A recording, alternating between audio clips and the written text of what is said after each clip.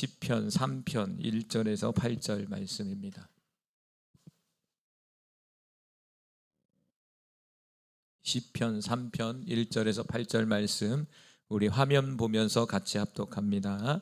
여호와여, 나의 대적이 어찌 그리 많은지요. 일어나 나를 치는 자가 많으니이다. 많은 사람이 나를 대적하여 말하기를 그는 하나님께 구원을 받지 못한다 하나이다. 셀라. 여호와여, 주는 나의 방패시요 나의 영광이시요 나의 머리를 드시는 자니시이다. 내가 나의 목소리로 여호와께 부르짖으니 그의 성산에서 응답하시는도다. 셀라. 내가 누워 자고 깨었으니 여호와께서 나를 붙드심이로다. 천만인이 나를 에워싸 진친다 하여도 나는 두려워하지 아니하리이다. 여호와여, 일어나소서. 나의 하나님이여, 나를 구원하소서. 주께서 나의 모든 원수의 뺨을 치시며 악인의 이를 꺾으셨도다. 구원은 여호와께 있사오니 주의 복을 주의 백성에게 내리소서. 셀라. 우리 옆사람과 사랑합니다, 축복합니다, 많은 은혜 받으시기 바랍니다. 오늘 말씀 같이 제목 읽어볼게요. 시작. 왜 믿는 자들에게 대적자들이 많은가? 옆 사람에게 한번 물어보세요. 우리에게는 우리를 대적하는 자들이 왜 이리 많은가라는 거죠. 신앙생활을 우리가 하잖아요. 믿음의 삶을 살고 있잖아요. 그런데 믿음의 삶을 살다 보면 예기치 않게 우리에게 어려움이 찾아오고 또 예기치 않게 우리를 힘들게 하는 그런 어떤 환경, 어떤 그러한 사람들, 그러한 감정들이 우리에게 찾아오는 것을 볼 수가 있어요. 근데 가만히 보면 믿지 않는 사람보다도요, 믿는 사람들이 좀 더 힘들어 보여요. 그렇게 느껴지지 않습니까? 목회자 입장에서 이렇게 가만히 지켜보면 믿지 않는 사람보다는 믿는 사람들이 왜 이렇게 힘든지 몰라요. 삶이 왜 이렇게 사건이 많은지 몰라요. 그런 고민을 해보시지 않았습니까? 오늘 말씀도 그런 요지에서의 시편 3편의 말씀이에요. 여기 나와 있지는 않지만 하나님, 내가 하나님을 믿는데 왜 이렇게 힘듭니까? 왜 이렇게 고통스럽습니까? 여기서는 대적으로 이렇게 나오죠. 대적.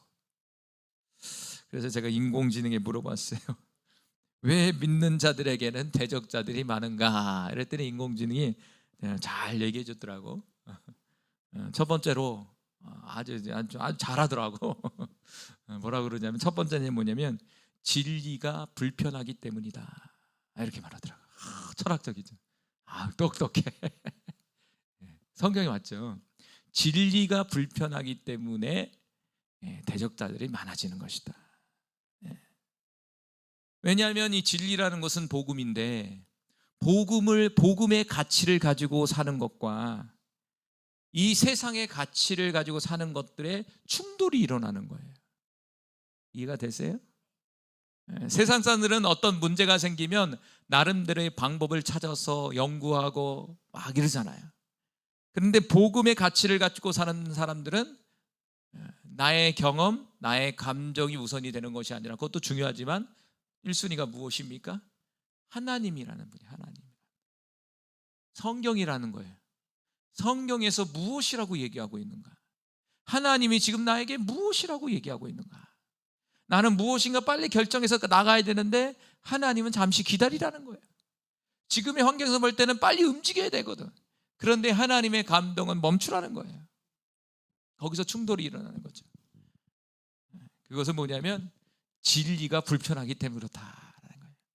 그렇죠? 솔직한 마음으로 진리가 불편해요, 우리에게는요. 하나님의 말씀이, 하나님의 방법이 저와 여러분에게 있어서 너무 불편해요. 왜 그럴까요? 이 세상에 살고 있고요. 그리고 두 번째는 육신이라는 것을 잊고 있기 때문에 그렇습니다. 두 번째로 이렇게 저에게 얘기하더라고요. 영적인 전쟁의 현실이다. 믿음의 사람보다 더 나아. 영적 싸움을 하는지 몰라. 인공지능도 뭐라고 그러냐면 영적 전쟁의 현실이다. 다시 말한다면 영적 전쟁을 하고 있는 것이다. 현재 영적 전쟁을 하고 있기 때문에 그 현실에 있어서 어렵고 대적자들이 많은 거다. 이렇게 얘기하더라고요. 야, 그렇구나. 우리보다 낫다. 우리는 영적 전쟁이라고 지금에서 딱 들으니까 또 생각이 나잖아요. 돌아서면 또 잊어버려. 왜 나만 겪는 고난이냐고, 왜 나에게 이렇게 어려움이 찾아왔냐고. 그런데 그것은 바로 영적 전쟁을 하고 있다는 반증이에요. 할렐루야. 만약 우리의 삶 속에 영적 전쟁이 없다면 그 사람은 믿는 사람이 아닌 거죠. 지금은 우리가 영적 전쟁을 하고 있는 거예요.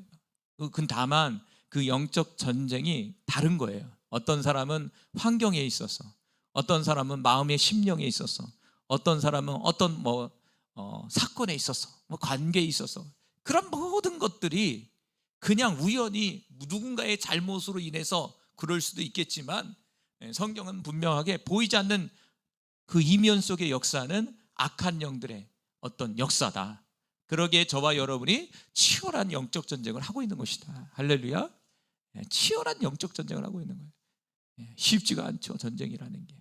지금 한참 외쪽으로 이스라엘과 이란의 전쟁이 날 때도 난리 부르스잖아요. 근데 사실은요, 영적인 세계에 저와 여러분도 지금 난리 부르스를 치고 있는 거야. 밀고 당기고 넘어졌다가 퍼졌다가 막 피나기도 하고 때리기도 하고 막 이런 일들이 막 벌어지고 있는 거예요. 때로는 벅차서 쓰러질 때도 있죠. 세 번째는 왜 이렇게 믿는 자들에게 대적자가 많느냐, 이렇게 얘기하면서도 예수님이 우리에게 그렇게 말씀하셨다는 거예요. 할렐루야. 예수님도 사역을 할 때 많은 대적자들이 일어났어요. 예수님이 사역하면 많은 사람들이 예수님을 보고 예수 믿고 구원받아서 예수님을 추앙해서 예수님을 따를 줄 알았어요. 실상 하나님의 나라, 하나님의 백성들에게 예수님이 찾아오니까 오히려 돌을 던지고 십자가에 못 박혀 죽이잖아요. 그러면서 예수님이 우리에게 말하죠. 내가 고난받듯이 너희도 고난을 받을 것이다. 누구 때문에? 예수 이름 때문에 너희도 고난을 받는다. 이렇게 말씀하셨다는 것이죠. 그리고 네 번째는 왜 그러냐, 이렇게 얘기하죠. 네 번째는 결국에는 하나님의 계획 속에 있는 것이다. 이렇게 얘기하더라고요. 우리에게 많은 대적자들이 일어나는 것은 하나님의 계획 속에 있는 것이다 라는 거예요. 왜냐하면 성경에 보면 사람이라는 존재가 가만히 있으면 성장하지는 않아요. 가만히 있으면 믿음이 자라나지는 않아요. 항상 성경에 보면 대적자들을 세우고 어려움을 줘서 우리의 마음을 연단해요. 연단. 어쩔 수 없는 것 같아. 우리가 예수 믿고 구원받아서 형통한 일만 있으면 좋은데 있죠. 그런데 우리가 신앙생활을 여기 쭉 하신 분을 보면은 인생의 구비마다 이렇게 대적자들이 일어나서 우리를 마음을 힘들게 해요. 그래서 때로는 시험 들게 하고, 어떤 분은 시험 들어서 교회 안 나가기도 하고, 이런 여러 가지 고통, 질병을 찾아와서 질병으로 해서 고통당하고, 물질의 어려움이 찾아가고 물질로 인해서 막 고통당하기도 하고, 사역의 어려움이 찾아와서 사역의 어려움을 막 당하기도 하고, 결국엔 그 과정을 통해서 하나님께서 나라는 존재, 우리라는 존재를 만들어서 하나님의 온전한 상으로 만드는 것을 볼 수가 있어요. 어떻게 보면 대적자는 우리에게 있어서 지금 힘들지만 또 하나님이 우리에게 또 보내셔서 우리를 연단하고 우리를 만드시기 위한 하나님의 계획이라는 것, 이것이 바로 우리에게 주어지는, 믿는 자들에게 대적자들이 많은 이유다라고 이렇게 얘기하더라고요. 저는 동의합니다, 이 말에. 할렐루야. 오늘 본문의 이 시편 3편은요, 이 다윗의 유명한 시편이죠. 근데 이 성경에 보면요, 이 시편의 주제가 딱 올라와요. 주제가 뭐냐면, 펴피들 넘기면 주제 보면은 거기 조그만 글씨 있죠. 거기 성경에 보면 조금씩 가로치고 있어요. 원래 성경이 거기가 1절이에요. 원어 성경에 보면 거기가 1절이에요. 1절에 뭐라고 나오냐면, 다윗이 그의 아들 압살롬을 피할 때 지은 시 하면서 여호와여 이렇게 넘어가는 거거든요. 우리 성경은 잘라버린 거예요. 근데 실직 원어 성경에서는, 히브리 성경에서는 여기가 1절이에요. 자, 그러니까 이게 중요한 거죠. 지금 시편 3편을 다윗이 썼는데 그 이 배경이 남아 있는, 배경이 뭐냐면 그 아들 압살롬을 피해서 도망갈 때 지었다는 거예요. 적도 아니라 아들이에요. 아들, 친아들이 아버지 다윗을 죽이려고 할 때의 상황을 이 시편 3편을 이 다윗이 기록을 한 거예요. 그 심정을 기록한 거예요. 그 설교를 찾아보니까 이런 설교 제목이 있어요. 아들과 아버지의 전쟁이다. 이런 포스터가 있더라고. 아들과 아버지의 전쟁. 전쟁이 나버린 거예요. 왕권 다툼이에요, 사실은요. 아버지를 죽여버리고 이 압살롬이라는 아들이 왕위를 강제로 뺏으려고 했던 사건이에요. 근데 아버지 다윗은 뭡니까? 자식을 죽일 수가 없잖아요. 오히려 도망 다니는 거예요. 그리고 나중에 이제 압살롬이 죽게 되잖아요. 압살롬이 죽게 되잖아요. 그럴 때 이 다윗 아버지가 얼마나 우는지 몰라요. 내 아들 압살롬아, 압살롬아. 그만큼 압살롬을 사랑한 거예요. 아버지가. 부모가 자식을 사랑하는 건 당연한 거죠. 이 시편 3편은 좀 마음이 너무 짠하고 아픈 내용이에요. 이게 사실이요. 시편 3편을 좀 이렇게 요약을 할 수 있는 요약 부분이 있는데 제가 좀 읽어드릴게요.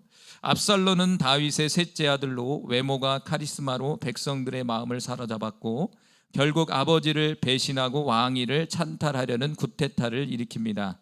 이로 인해 다윗은 예루살렘을 떠나 급히 도망쳐야 했고 그 과정에서 극심한 배신감과 고통, 외로움을 겪었습니다. 시편 3편은 바로 그 절망의 순간에 하나님께 부르짖으며 믿음과 신뢰를 고백하는 기도의 시입니다. 아멘. 이 시편 3편에는 좀 전에도 얘기한 것처럼 이 도망 다니면서 그 아들이 자신을 죽이려 하는 그 마음은 어떤 마음일까요? 자식이 부모를 죽이려 하는데 부모는 도망 다니는데 그 마음은 어떤 마음일까요? 한편으로는 정말 안타깝기도 하고 한편으로는 배신감도 느끼기도 하고 그리고 한편으로는 또 다윗은 믿음의 사람이니까 하나님께 또 이게 또 하소연을 하게 되는 거예요. 다윗의 장점은 뭐냐면 어려움이 찾아올 때 무릎을 꿇고 하나님과 대화하는 거예요. 하나님과 대화를 하는 거예요. 그 대화를 그렇게 잘해. 시편의 대부분이 이 다윗이라는 사람이 썼는데 이 시편의 내용을 보면은 시편에 보면은 다윗이 얼마나 하나님께 자신의 문제를 놓고 기도를 하는지. 그리고 두 번째는 하나님의 음성을 너무 잘 듣는 사람이야 또. 자신의 문제를 하나님 앞에 얘기할 뿐만 아니라 그 음성을 너무 잘 들어. 시편에 보면은 중간중간에 보면은 그 기도 속에 중간중간에 하나님의 응답의 말씀이 나오잖아요. 그건 뭐냐? 응답을 들은 거예요. 그 하나님 소리도 잘 듣는 거예요. 음성을 잘 듣는 사람이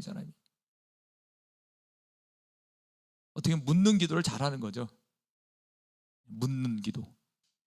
선지서에 보면은 소선지서에 보면 묻는 기도를 잘하는 사람이 있어요. 찾아보세요. 묻는 기도를 잘하는 사람. 하나님 왜 그럽니까? 주세요가 아니라 왜 그럽니까? 하나님께 묻는 거야 계속 기도가. 오늘은 특별히 묻는 기도를 좀 많이 해보세요. 오늘 좀 이따 기도할 때 여러분의 문제를 놓고 한번 물어보세요 주님 앞에. 오늘 본문 이제 첫 번째로 나간다면 다윗이 하나님께 이렇게 묻는 거예요.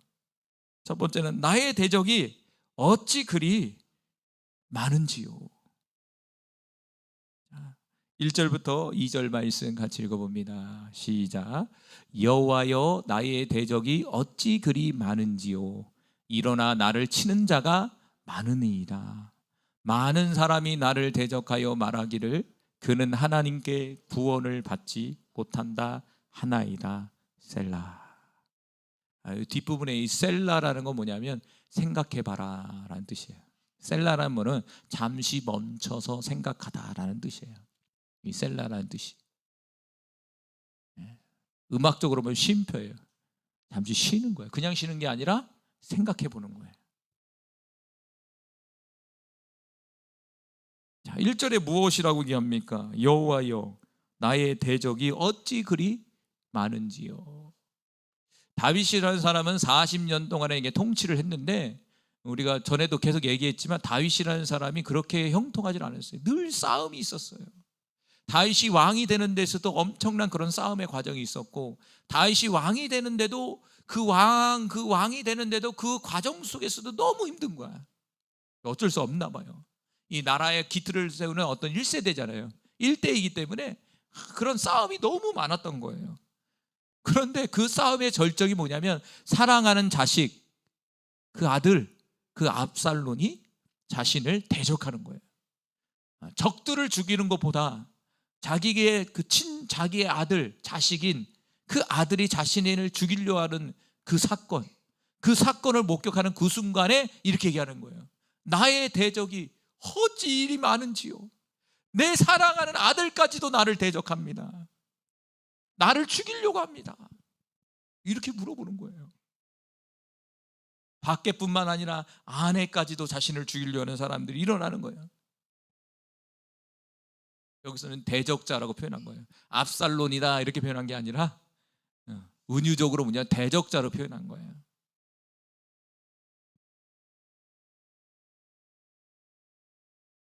그러면서 2절에 뭐라고 그러죠? 많은 사람이 나를 대적하여 말하기를 그는 하나님께 구원을 받지 못한다 하나이다.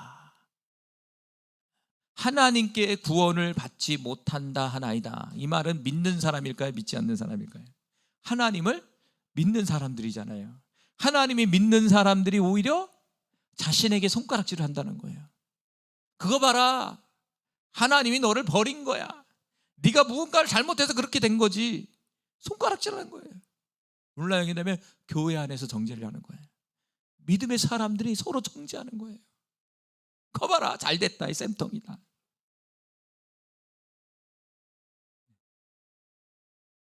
대적자는 여기서는 아까도 얘기한 범죄 얘기한 것처럼 밖이 아니라 아니에요. 아들이니까. 얼마나 힘들까요, 여러분?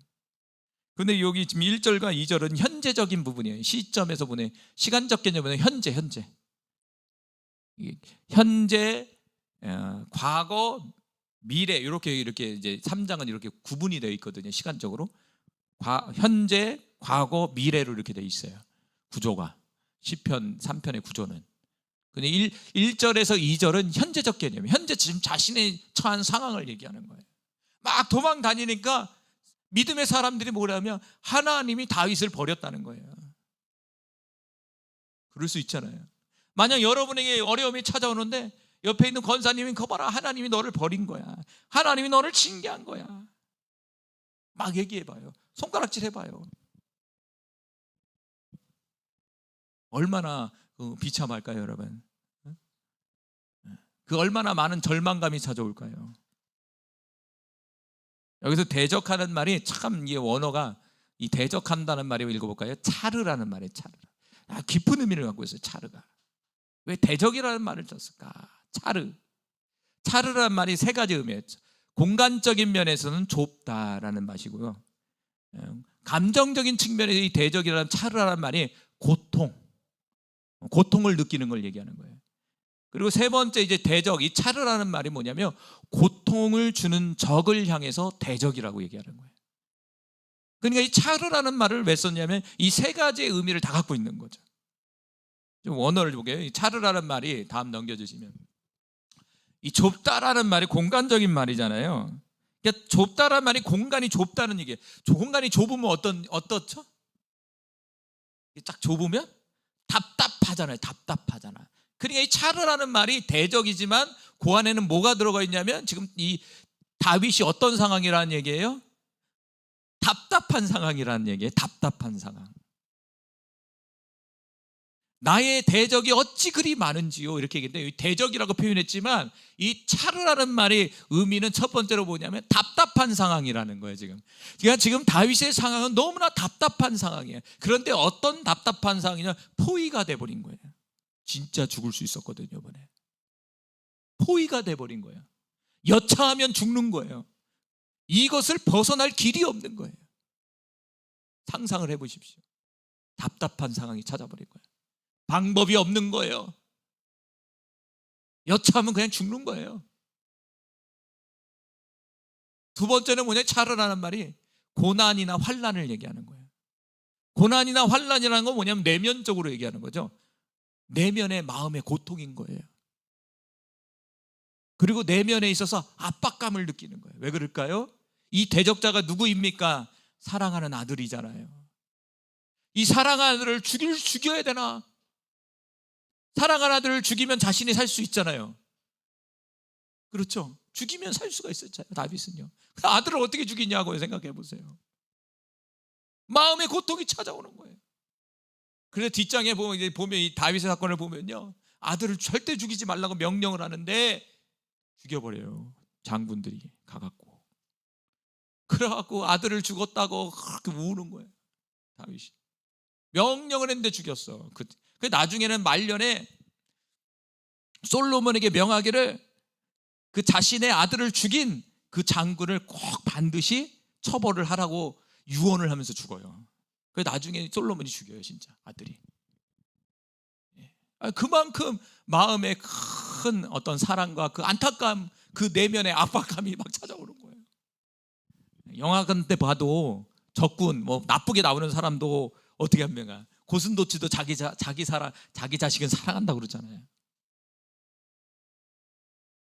엄청난 압박감이 찾아오는 거예요. 이 말을 내뱉으면서, 주님 앞에 내뱉으면서, 하나님 앞에. 세 번째는 뭐냐? 대적과 원수예요. 이것은 뭐냐? 괴롭히는 거예요. 자신을 공격하는 거예요. 누가? 대적자가. 누가? 사랑하는 아들이 자신을 괴롭히고 막 공격하는 거예요. 결국엔 죽이려고 덤벼드는 거예요. 이게 차르라는 말이에요. 이 세 가지가 복합적으로 작동하고 있는 거예요, 이게 지금. 견딜 수 있을까요? 외적으로는 답답하죠. 마음으로 너무 고통스럽죠.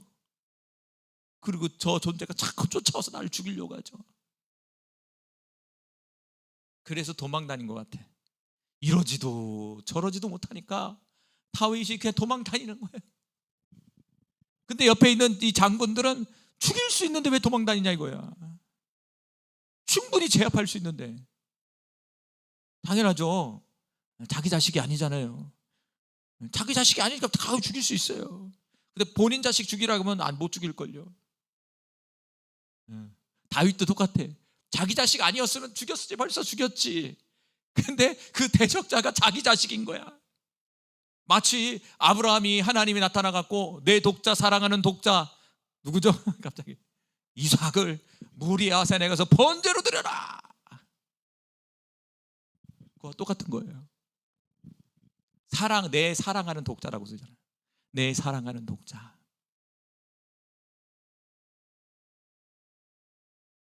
얼마나 힘들었겠습니까, 여러분? 그러니까 여호와여, 나의 대적이 어찌 그리 많은지요. 일어나 나를 치는 자가 너무 많습니다. 그 절정이 사랑하는 내 아들이 그러고 있습니다, 주님.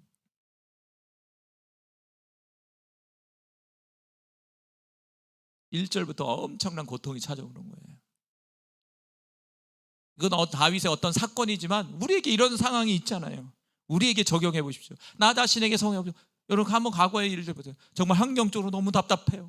마음은 너무 고통스럽고 그걸로 인해서 나를 막 찌르는 거예요. 여러분 어떻게 넘어오셨어? 여러분 어떻게 넘어오셨어? 다윗은요, 보니까 이게 뭡니까? 기도한 거예요, 기도. 이런 상황에서 뭐밖에 없습니까? 기도밖에 없죠. 저는 이렇게 표현해요. 솟아날 구멍이 없는 거예요.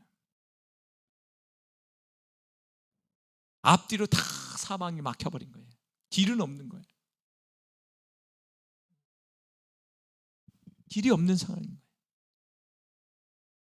어찌할 바를 모르는 거예요, 지금 다윗은. 우리의 상황, 현재의 상황 속에서 이런 일이 얼마나 많았습니까, 여러분? 앞으로도 그런 일이 있을 거예요. 이 답답한 상황, 마음이 고통스러운 상황, 정말 내가 이렇게 하면 저 사람이 또 아플 거고, 내가 이렇게 하면 또 내가 고통스러울 거고, 이러지도 못하고 저러지도 못하는 상황 속에, 이 사면초가 속에서 다윗은 기도한 것 같이 우리도 기도해야 되는 거죠. 할렐루야. 그래서 민수기 10장 9절에 보면, 같이 읽어볼게요. 또 너희 땅에서 너희가 자기를 압박하는 대적을 치러 나갈 때에는 나팔을 크게 불지니 그리하면 너희 하나님 여호와가 너희를 기억하고 너희를 너희 대적에서 구원하시리라. 여기서 보면 너희 땅에서 너희가 자기를 압박하는 대적을 치러 나갈 때, 다시 말한다면 민수기 10장 9절에 보니까 우리를 압박하는 존재가 있다는 거예요. 우리를 압박하게 하는 존재가 바로 대적자라는 거예요. 압박이라는 건 뭐예요? 나를 힘들게 하는 거예요. 그럼 여러분을 지금 힘들게 하는 게 뭡니까? 지금 여러분의 마음을 지금 짓누르는 게 무엇입니까? 지금 여러분의 마음을 무엇을 지금 짓누르고 있어요? 지금 관계로 그럽니까? 자식 때문에 그렇습니까? 물질 때문에 그렇습니까? 지금 삶이 좀 힘들어서 그렇습니까? 뭐 하나님과의 관계가 짓누르고 있습니까? 어떤 영적인 문제로 인해서 짓누르고 있습니까? 상처로 인해서 뭔가 짓누르고 있다는 거예요, 우리 안에. 그게 대적자라는 거죠. 그런데 여기서 보니까 대적자를 뭐하라고 그러죠? 당하고 있는 것이 아니라 치라는 거예요. 치라는 거예요. 싸우라는 얘기예요. 싸우라는 얘기. 싸운다는 게 뭐냐면 나팔을 부르라는 거예요. 나팔. 구약의 이스라엘 백성이 전쟁 나가기 전에 뭐냐면 나팔을 불어요. 나팔을. 그래서 여리고성 정복할 때도 나팔 불잖아요. 마지막에 7나팔 양각을 불잖아요. 한 번에 나팔을 확 불잖아요. 그러니까 여리고성이 확 무너져 버리잖아요. 나팔이라는 것은 여러 의미가 있는데 여기 나팔은 뭐냐면 전쟁의 선포예요. 전쟁하러 나가는 영적 전쟁을 선포하는 나팔이에요. 여기서. 그러니까 우리를 대적하는 이 대적자가 우리를 압박할 때는 그냥 당하는 것이 아니라 이제 전쟁이 시작이 됐다는 거예요. 그럼 전쟁은 뭐냐? 지느냐 이기느냐 요거거든요. 중간은 없어요. 평안은 없어요. 이기느냐 지느냐 요 한편 둘 중에 하나거든요. 할렐루야. 예. 그러니까 다윗의 지금의 상황도 둘 중에 하나예요. 사느냐 죽느냐 요 사이거든요, 사실은.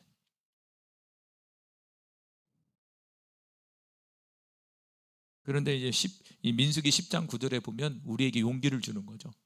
하나님이 그 나팔 소리를 듣고 기억하신다는 거예요. 나팔 소리는 또 이걸로도 영적으로 해서 하면 기도일 수 있죠, 우리에게는. 나팔은 없으니까. 오늘 시편 3편의 말씀처럼 이 다윗처럼 기도하는 거죠. 나팔의 기도를 올리는 거예요. 그러면 하나님이 움직이신다는 거예요. 할렐루야. 예. 우리는 성경에서 많은 경험을 했고 지금 여기 있는 분들도 그런 상황 속에서 지금 살아났다는 거는 과거의 일로 그랬었지라는 것은 결국에는 뭡니까? 하나님이 구원해 주셨잖아요. 할렐루야. 예. 그게 진짜일까? 과거의 일을 생각하시면서 다시 믿음을 가지고 기도하시길 바라요. 자, 시편 109편 4절 말씀 또 읽어봅시다. 시작. 나는 사랑하나 그들은 도리어 나를 대적하니 나는 기도할 뿐이라. 자, 시편 109편에는 사랑하는 사람이 자신을 대적한다는 거예요. 오늘 본문과 비슷하죠. 사랑하는 사람이 내가 사랑하는 사람이 나를 대적하기 시작하는 거예요. 나를 힘들게 만들기 시작하는 거예요. 나를 고통스럽게 만들기 시작하는 거예요. 나에게 압박감을 주기 시작하는 거예요. 이게 제일 힘들겠죠. 얘기했잖아요. 외적보다도 이 내면적인 아픔이 더 힘들잖아요. 뭐 모르는 사람이 저러면 그럴 수 있지만 내가 정말 사랑했고 정말 위했고 이런 사람이 자신을 대적하고 자신을 죽이려고 할 때, 특별히 오늘 본문에서는 사랑하는 자식, 아들이 아버지를 죽이려는 그 상황 속에 있을 때 아버지의 입장에서 얼마나 고통스럽습니까? 시편 109편 4절에도 나는 사랑하나 그들은 도리어 나를 대적한다. 나는 그들을 너무 사랑하는데 나를 대적한다는 거예요. 왜 내가 사랑해요, 이 사람을. 근데 이 사람이 나를 대적해요. 그러면 사랑하는 사람이 죽일 수 있다는 거예요? 아니죠. 거기서 뭐 한다고요? 기도한다고. 기도한다고. 사랑하는 사람요, 아무리 그 사람이 나를 대적해도 그 사람과 싸우지 않는다는 얘기예요. 다만 뭐 할 뿐? 기도할 뿐이다. 오늘 시편 다윗처럼 어찌 이렇게 대적하는 자가 많습니까, 주님? 그 사랑하는 자와 싸우지 않는 거예요. 그 신약 성경에 보니까 사랑이라는 개념을 이렇게 말씀하시잖아요. 원수를 사랑하라. 구약에서는 원수를 죽여라 이건데 7배로 갚으라고 그러잖아요. 신약에 와서는 뭐냐? 원수를 사랑하라. 원수 갚는 것은 누구에게 있느니라? 하나님께 있다. 그렇기 때문에 너희들은 원수를 사랑해라. 사랑이 크면 원수를 사랑할 수 있다는 얘기죠.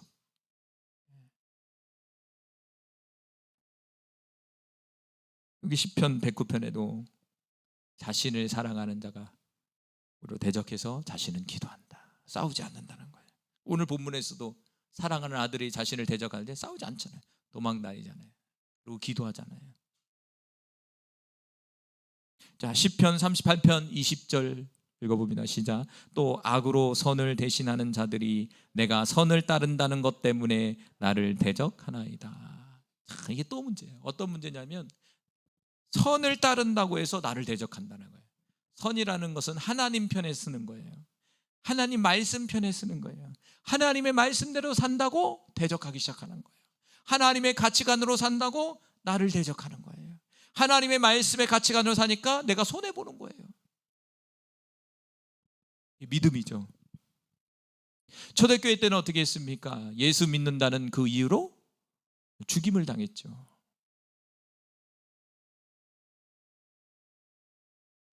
그러니까 선을 따라 산다는 것이 쉽지가 않다. 악으로서 선을 대신하는 자들이 내가 선을 따른다고 나를 대적한다고 얘기했잖아요. 그러니까 이 땅에 우리가 살아가는 데 있어서는 뭐냐? 악이냐 선이냐 이 충돌 가운데 살고 있는 거예요. 그래서 서두에 얘기했잖아요.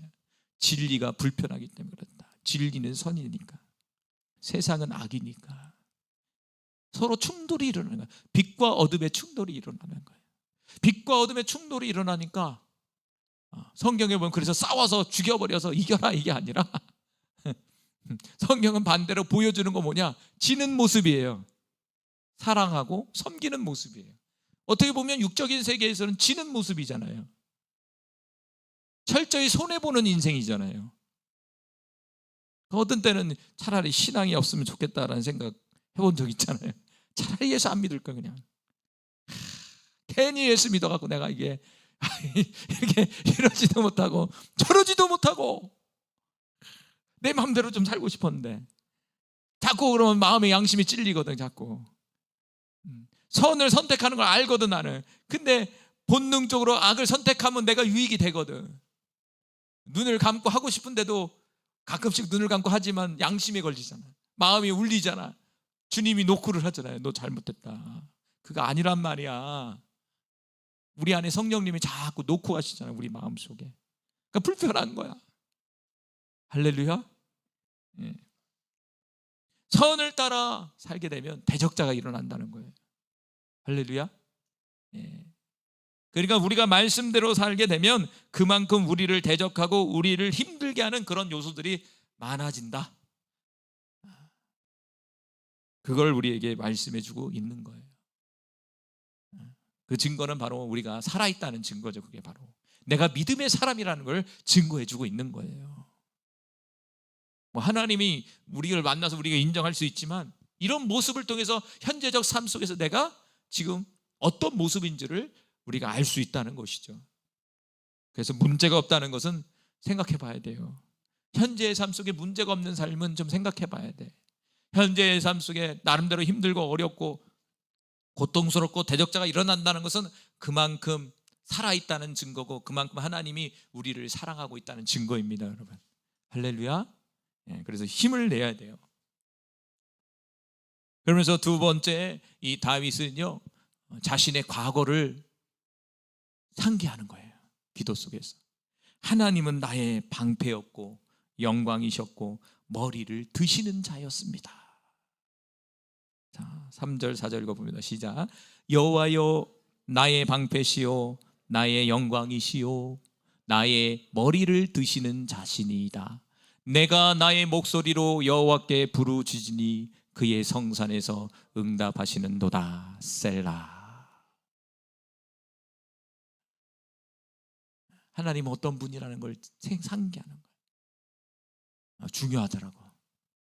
때로는 기도가 잘 안 되고 낙심이 찾아올 때, 힘듦이 찾아올 때 과거를 기억해 보는 거예요.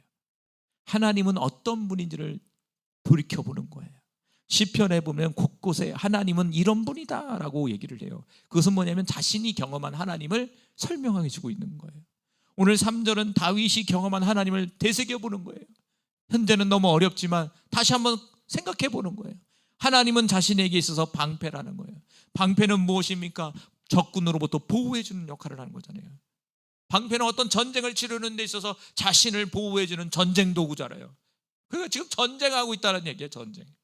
지금 싸우고 있는 거예요. 영적 전쟁을 하고 있다는 얘기예요. 그러니까 다윗은 알고 있었다는 거예요. 이 싸움이 영적 싸움이라는 걸 알았다는 거예요. 그래서 하나님은 자신에게 있어서 방패라는 거예요. 두 번째는 하나님은 어떤 겁니까? 자신에게 있어서 영광이라는 거예요. 영광. 영광이라는 말은 이제 좀 표현하기가 어렵지만 일반 사람들의 일반 사람에게서 영광은 뭐냐면 어떤 그 사람 자체가 좀 빛이 나고 정말 위대한 사람을 그렇게 얘기하잖아요. 그러니까 다윗이 위대한 왕이 됐고 통치자가 된 것은 자신이 아니라 하나님에 의해서 그렇게 된 것이다라고 얘기해 주고 있는 거예요. 그래서 나의 영광이 바로 하나님이시다 이거예요.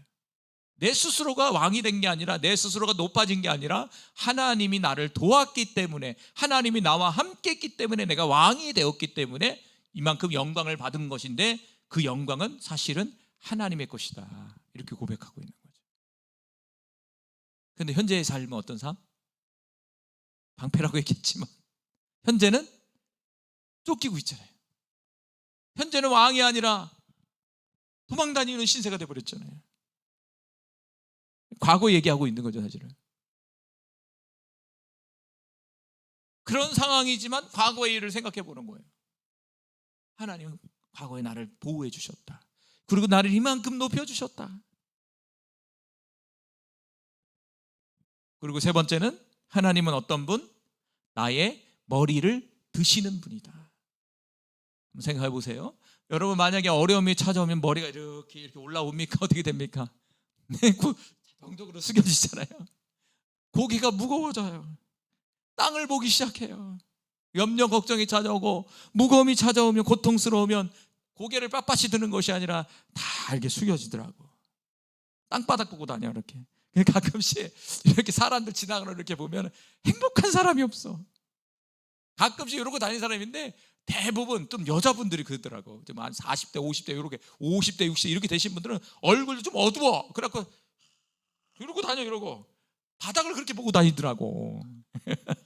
맞아요? 한번 보세요. 유심히 바닥을 그렇게 보고 다녀. 그 근심이 많아. 근심이 너무 많아. 대부분 그래요. 70%가. 한번 다음에 한번 확인해 봐요.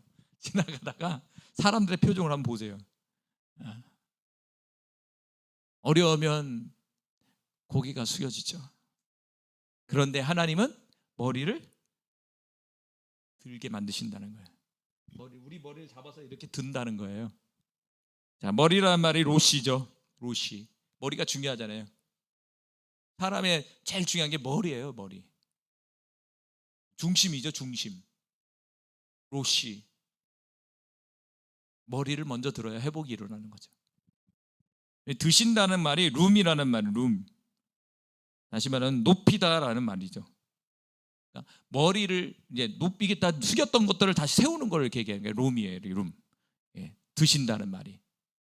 그러니까 전체적으로 머리를 드신다는 말은 좀 이제 시적이제, 이게 또 은유적인 표현이에요. 뭐냐 하면은 읽어볼까요? 하나님께서 낙심하고 수치에 빠진 자를 다시 일으켜 세우시고 회복시킨다는 의미를 갖고 있는 말이에요.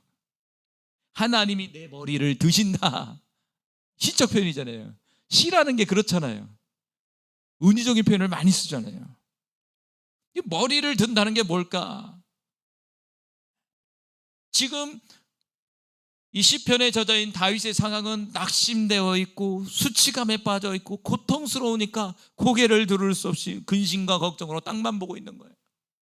그런 상황이 있었다는 거예요. 과거에도. 그런데 하나님이 찾아와 주셔서 자신의 머리를 세우셨다는 건, 다시 말한다면 그 어려움 속에서 다시 회복시켜 주셨다는 거예요. 그 어려움 속에서 그 어려움을 이길 수 있는, 극복할 수 있는 힘을 주셨다는 얘기예요. 할렐루야. 다윗의 믿음이 그래서 견고한 것 같아. 사건이 너무 많거든요.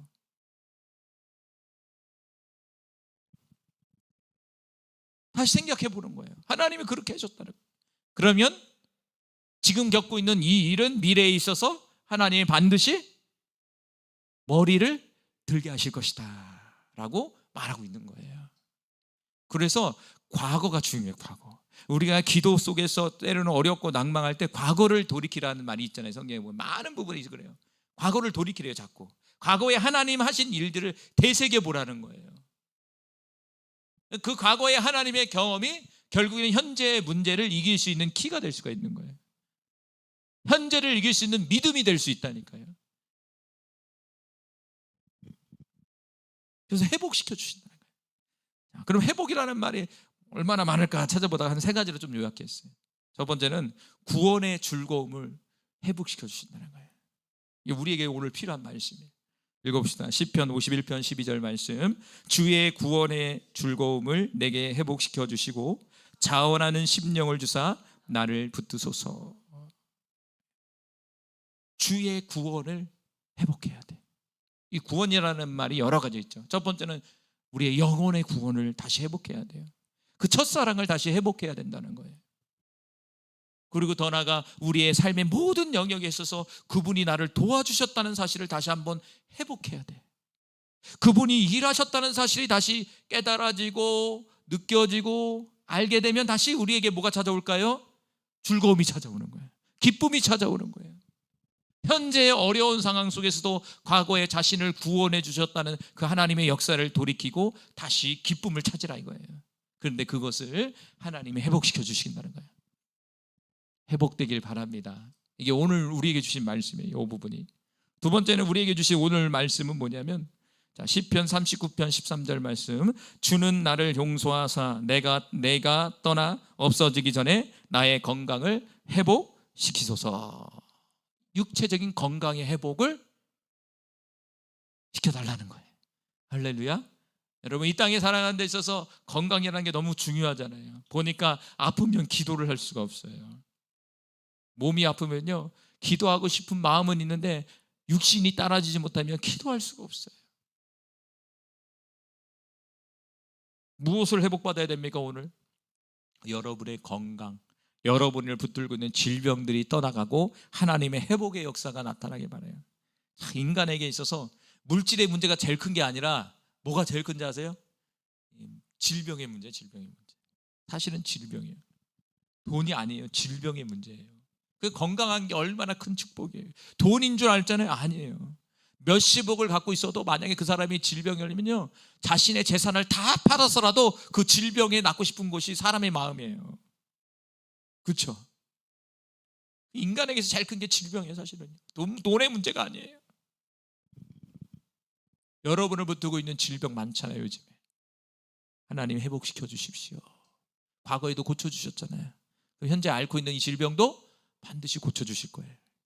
자, 세 번째로 시편 60편 1절 말씀에 하나님이여 주께서 우리를 버려두셨고 분노하셨사오나 지금은 우리를 회복시키소서. 이 말은 뭐냐면 죄에서 우리를 회복시켜 달라는 거예요. 내가 지은 죄, 이 죄로 인해서 불러온 저주, 죄로 인해서 찾아온 지금의 이 어려움들, 이런 모든 부분들을 해결해 달라는 거예요. 다시 말하면 죄사함을 허락해 달라는 거예요. 하나님 나의 죄를 용서해 주세요. 그래서 죄가 용서되면 회복되는 거예요.